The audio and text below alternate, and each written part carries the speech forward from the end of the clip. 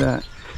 And I can be able to collect Social Security soon if I wanted to, but I don't want to do that because if I did it now, I'm gonna wait till it maximum 67 or whatever it is for me, because if I did it now, I could only make $1,300 a month, and everything else I'd have to give back to them.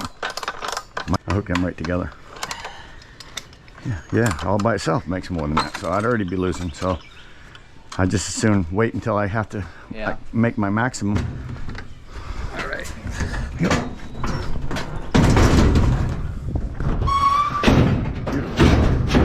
See, I'm still gonna take all that stuff home and take it apart. What, this stuff here? Or are you talking about? All them things that he sent me. Oh. Plus this, take that apart. And this is just an old, too bad it's all rusted up because it's old. It's an antique for sure, but this stuff here has copper and brass in it, so. Yeah. And some, that's aluminum. I believe it or not, that thing there is 20 years old. Yes, I believe it. So then it probably has a copper motor in it. It does, yeah. You know what I mean? Because not all of them are copper anymore. It's got copper windings, I do know that. That's what I mean. That's what I mean. Most of them nowadays are aluminum. Aluminum. Don't get that. Huh? I gotta get the radiator. Oh, the radiator. Yep.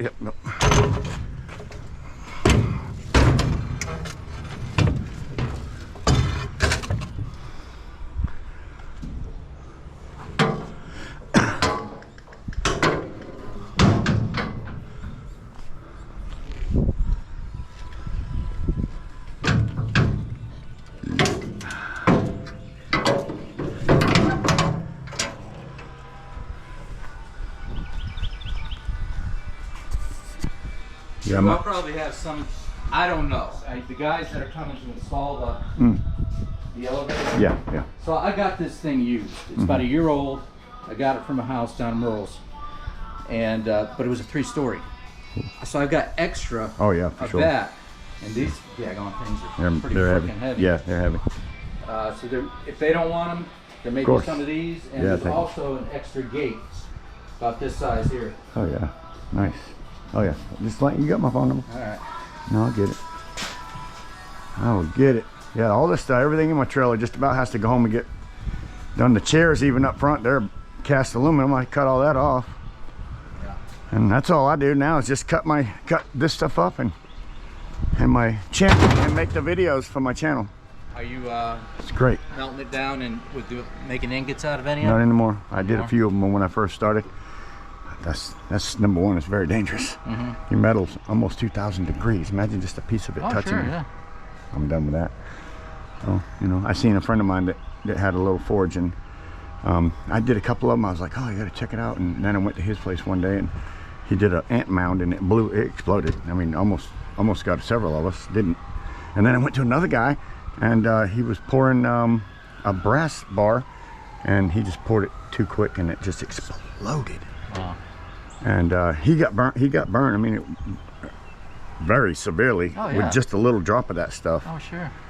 He's fortunate that he didn't get more than just a drop, because it was just literally a drop that went on him. At temperatures like that, that's like getting phosphorus dumped on you. Yeah. You know, it'll burn. It'll burn till it. Yes, 100%. Skin cools it down. Yes. So that was dangerous, and he was stupid. So he doesn't do that anymore. He's like, I'm done. And I was like, I'm not doing that anymore. So matter of fact, I have a forge, and I was like talking to one of my friends the other day, and I sent him a picture of it. Said, when you come, this is yours. Take it with you. I'm not going to use it. It's too dangerous. Imagine an eyeball getting hit with something 1,700 degrees. Yeah, I know. I mean, it burns to the back of your head, probably. Yeah. You know, until, like you said, your skin cooled it down enough for it to stop. It's going to go away. I ain't doing that. So I'm just not going to do it. So anyway, so this is what I do, and I love this. I can bring this to my house, pull a piece out, go through it, separate it into my yard. I have places for everything, and separate it in I mean, have a table out in my yard, or have my shop that I can work inside of. Right.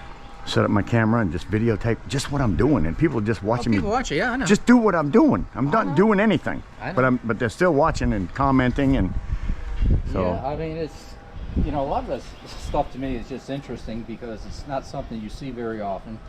Well, and the other thing is, I mean, I'm not going to take anything out of them, so I think I'm just going to go ahead and grab something here in the yard and start working on it. like a microwave. Will be out of my yard. It's just stuff that showed up in my yard. All right, Grandpa, can you do it? Come on now. Come on. You can do it.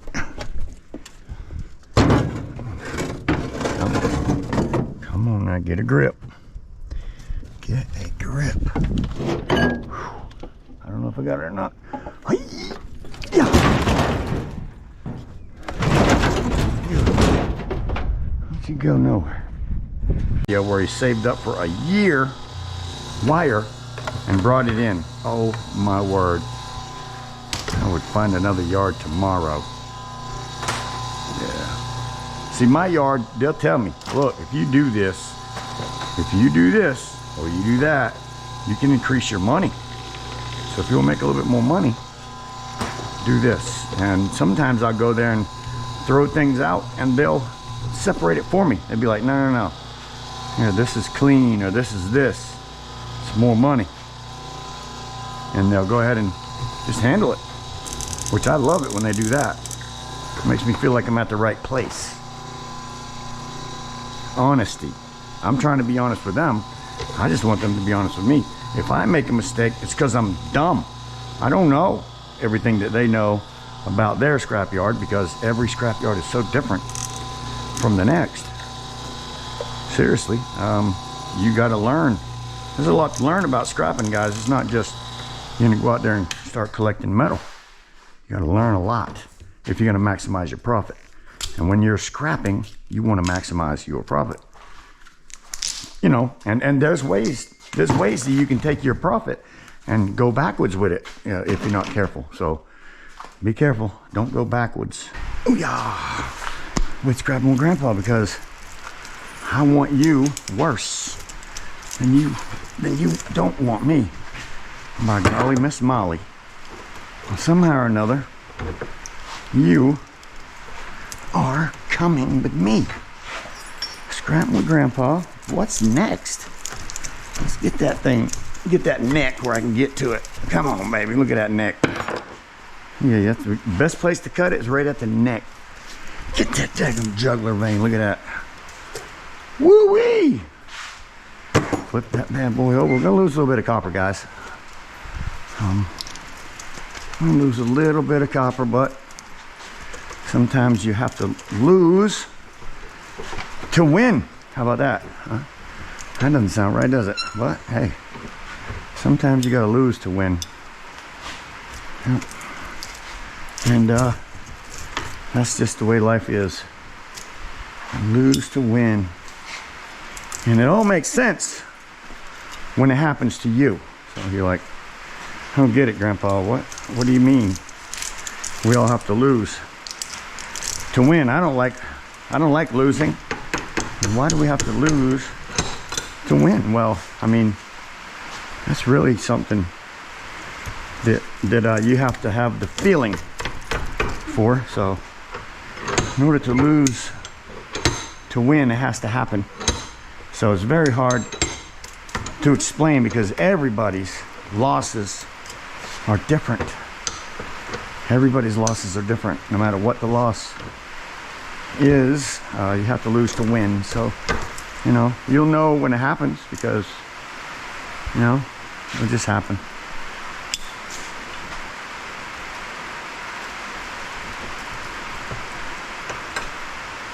Sometimes you lose a girlfriend only to find out that your next girlfriend was really the one you should have been with to start with, right? So that's kind of losing to win, you know. Sometimes you marry the first love of your life, and you find out it's not really the love of my life. Now what, right? So sometimes you got to lose what you think you had in order to get what you really want or need. It's one way to think about it. All right, like I said, I'm going to lose a little bit of copper, but here we are. Now, this is prepared steel. I know it's broken up. We're going to go ahead and throw the prepared steel on there and see what it ended up weighing. weighing out at. Remember, it was 23.2 pounds. I don't trust my tar on this thing when I'm weighing it out. So I'm gonna move this aside and re-weigh, because sometimes for some reason this scale drops weight while it's sitting there. See, -2, -3/10 of a pound. So I want to zero it out and get the right number. It came up to 0. Let's see what this number 2 at $3.40. We're gonna say 40 cents a pound. Could be 3.50. We'll say 3.40. Out of them 23 pounds of motors, what do we get? Got all my copper? Nope. A couple strands down here, nothing major. Okay. We have 6.8 pounds. Hey Siri, what is 6.8 times $3.50? The answer is $23.80. I turned that $6 and some change into $23.80 already. But look, we still have heavy steel. So let's get this off the scale. $23.80. And go ahead and put the heavy steel on there, which is going to be, for me, 10 cents a pound for prepared steel. So we are 0. 10 cents a pound for prepared steel.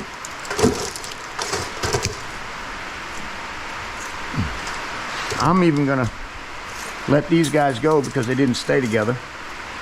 Most of the time they do, and they will be prepared. This is good grade steel. Let's do it. 15.9 pounds. Let's just even numbers, say that's 16 pounds at 10 cents a pound. That's $1.60. So on top of the $1.60, you have $23.80. So now you've increased your $6.90 to $23.80 plus $1.60. Not bad. Scrapping Grandpa, what's next? That's the Bear Bright from 5 pounds of Romex house wire. Right there. Bear Bright, I'm getting $3.50 a pound. One piece of Bear Bright. You can stop my time for stripping and everything because it's all cleaned up and ready to go. 0.8 of a pound. Hey Siri, what is 0.8 times $3.50? It's $2.80. All right, so I got another $2.80 right there. Throw that there. Now I've got this. Now I've got this here, the number 1 insulated wire. I'm going to take it out of the bucket, tar, stick it back in, tar that out. 0. How many pounds? 2.1 pounds. 240. Hey Siri, what is 2.1 times $2.40? The answer is $5.04. There you go, $5.04. So was it worth it? I'm not sure what time that I have invested in it so far because I haven't looked at my camera, but I'm guessing it's a pretty good amount. So let's figure out what we made, if anything.